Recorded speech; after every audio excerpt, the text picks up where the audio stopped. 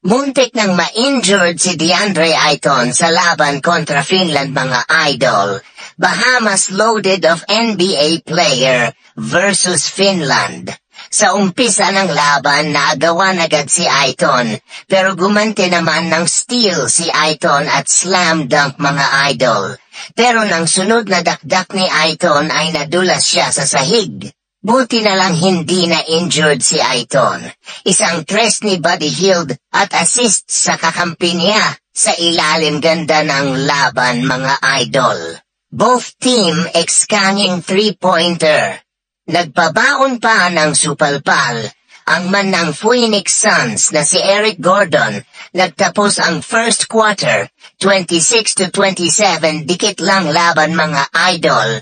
Opening sa second quarter, nakawala na naman si DeAndre Ayton with a two-handed jam. Bahamas lead by 6 points.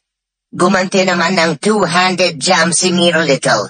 Pero Ayton hindi mapigilan sa ilalim mga idol.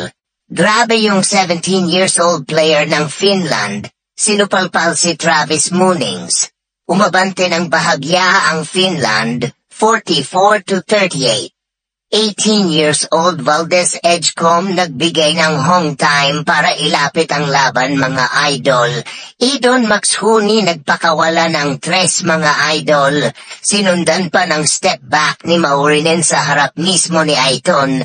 Under 8 minutes to play, 60-52 lamang pa rin ang Finland. Maxhuni 3-pointer, may kasama foul yan mga idol.